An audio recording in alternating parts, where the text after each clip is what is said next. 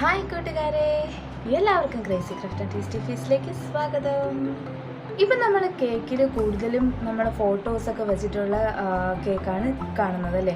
അതുപോലെ edible print എന്ന് വെച്ചാൽ നമുക്ക് കഴിക്കാൻ പറ്റുന്ന ഫോട്ടോ പ്രിൻറ്റ് എങ്ങനെയാണെന്നും അതിൻ്റെ ഡീറ്റെയിൽസും അതെങ്ങനെയാണ് യൂസ് ചെയ്യുന്നതെന്നും ഒക്കെ കാണിക്കുന്നുണ്ട്. കൂടാതെ തന്നെ നമുക്ക് എഡിബിൾ പ്രിൻറ്റ് വെച്ച് നമുക്ക് ഇഷ്ടാനുസരണം ഒരു ടോപ്പർ, കേക്കിൻ്റെ മുകളിൽ വയ്ക്കാനുള്ള ടോപ്പർ ഉണ്ടാക്കുന്നത് എങ്ങനെയാണെന്നും കാണിക്കുന്നുണ്ട്. ഇതാണ് ഞാൻ എടുത്തു വെച്ചിരിക്കുന്ന എഡിബിൾ പ്രിൻറ്റ്. ഇത് ഷുഗർ ഷീറ്റാണ്.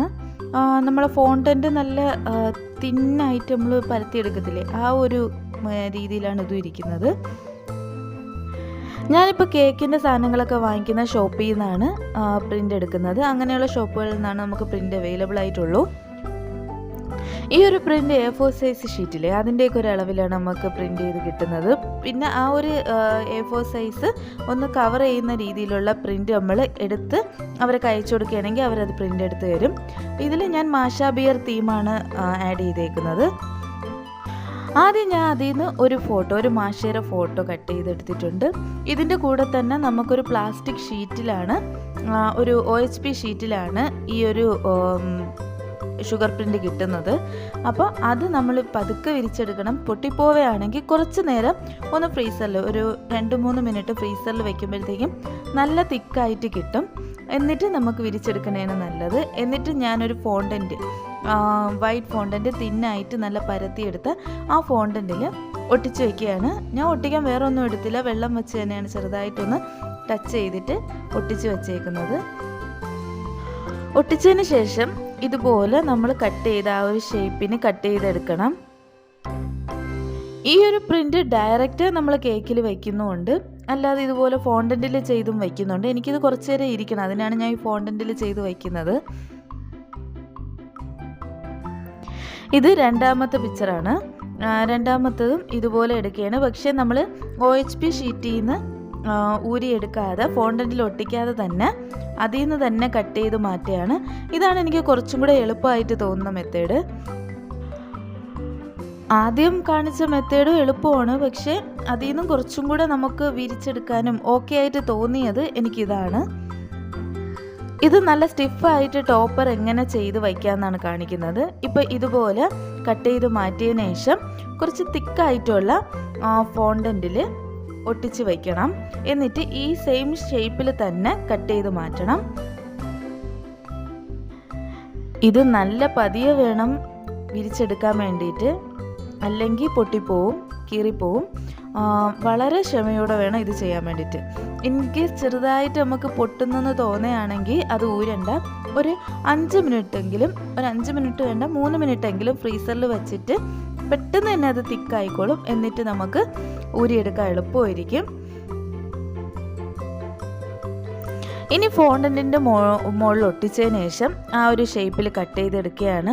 നമ്മളിപ്പോൾ ഫോട്ടോയെ ഒട്ടിച്ചിട്ട് എന്ന് വെച്ചാൽ പ്രിൻ്റ് ഒട്ടിച്ചിട്ട് ഫോണ്ടൻറ്റും പ്രിൻറ്റും കൂടെ കട്ട് ചെയ്ത് മാറ്റുമ്പോഴത്തേക്കും അത് പിരിന്ന് വരുന്നുണ്ടായിരുന്നു. ഇത് അങ്ങനെ ഒരു പ്രശ്നമില്ല. ഇത് ഞാൻ കപ്പ് കേക്കിൻ്റെ മുകളിൽ വയ്ക്കുന്ന ടോപ്പറിന് വേണ്ടിയിട്ടാണ് ചെയ്യുന്നത്. അപ്പം ഈ ഒരു അളവിനെടുത്തിട്ട് എന്ന് വെച്ചാൽ അതിൽ നിന്ന് ചെറിയ സൈസിനൊരു അളവിനെടുത്തിട്ട് ഒരു ടൂത്ത് പിക്ക് വെച്ച് ജസ്റ്റ് ഒന്ന് വെള്ളം ഡിപ്പ് ചെയ്ത് കൊടുത്തിട്ട് ഒട്ടിച്ച് വയ്ക്കുക. വെള്ളം കൂടുതലായി പോവില്ല, കാരണം ഫോണ്ടൻറ്റ് മെൽറ്റായി പോവും. ജസ്റ്റ് ഒന്ന് ബ്രഷ് ചെയ്ത് കൊടുത്താൽ മതി.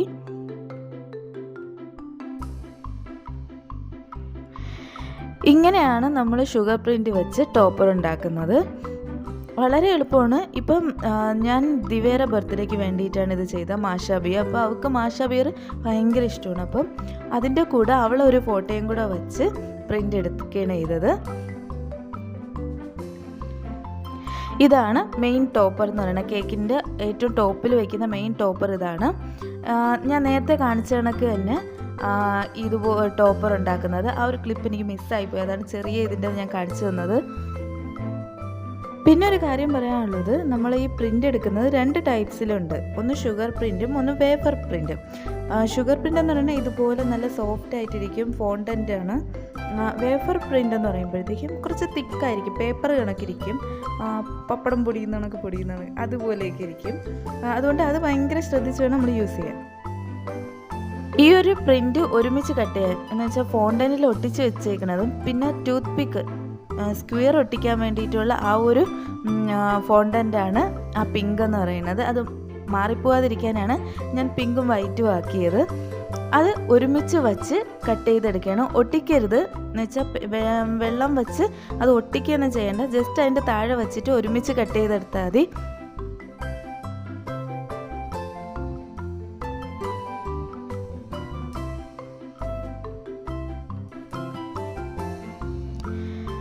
എന്നിട്ട് അത് കട്ട് ചെയ്ത് മാറ്റിയതിന് ശേഷം 2 സ്ക്വയർ വെച്ച് ഞാൻ ഒട്ടിക്കുകയാണ്. ഇത് ഞാനൊരു 2 hours ഡ്രൈ ആവാൻ വേണ്ടിയിട്ട് വെച്ചു. എന്നാൽ മാത്രമേ നമുക്ക് നല്ല ടോപ്പർ നല്ല സ്റ്റിഫായിട്ടിരിക്കത്തുള്ളൂ. ഇതുപോലെ ബാക്കി ആ പ്രിൻ്റുകളെല്ലാം ഞാൻ ഇതുപോലെ കട്ട് ചെയ്ത് മാറ്റുന്നുണ്ടായിരുന്നു. പക്ഷേ ഇതിലൊന്നും ടൂത്ത് പിക്ക് കുത്തി വയ്ക്കുന്നില്ല, കാരണം നമുക്ക് കപ്പ് കേക്കിൻ്റെ മുകളിൽ വയ്ക്കാൻ വേണ്ടിയിട്ടാണ്. അപ്പോൾ അത് ജസ്റ്റ് നമുക്ക് ക്രീമിൽ ചാരി വയ്ക്കുന്നതേ ഉള്ളൂ.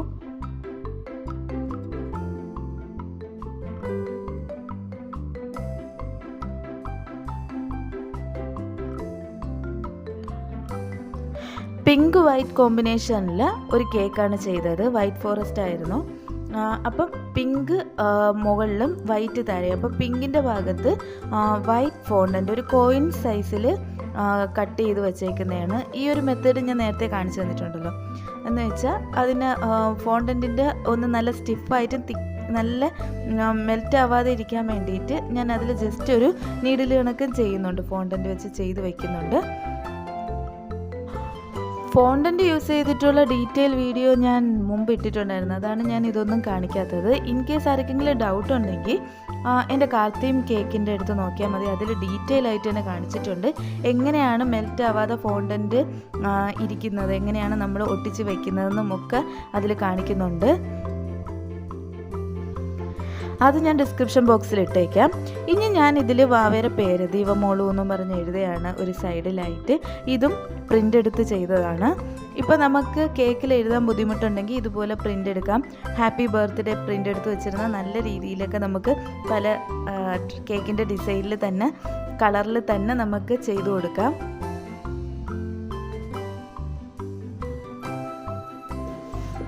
വൈറ്റിൽ പിങ്ക് കളർ ഫോണ്ടൻ്റ് ആണ് ചെയ്തേക്കുന്നത്. പിന്നെ ബാക്കിയുള്ള പ്രിൻ്റ് ചെറിയ പ്രിൻ്റുകൾ മാഷ ബിയറിൻ്റെ മിക്കിയുടെയും ഒക്കെ ചെറിയ പ്രിൻ്റുകൾ കപ്പ് കേക്കിൽ ചെയ്തിട്ടുണ്ട്. കപ്പ് കേക്കിൻ്റെ മുകളിലും ആ ഒരു കളർ കോമ്പിനേഷനിൽ വിപ്പിംഗ് ക്രീമാണ് യൂസ് ചെയ്തിരിക്കുന്നത്.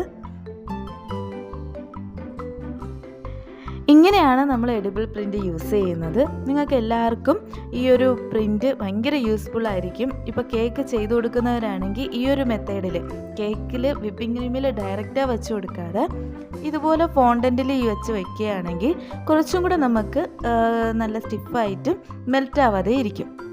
അപ്പോൾ നിങ്ങൾക്ക് മനസ്സിലായാലും എങ്ങനെയാണ് എഡിബിൾ പ്രിൻ്റ് യൂസ് ചെയ്യുന്നതിനും അതിനെക്കുറിച്ച് ഒക്കെ കുറച്ചെങ്കിലും മനസ്സിലായി കാണുമെന്ന് കരുതുന്നു.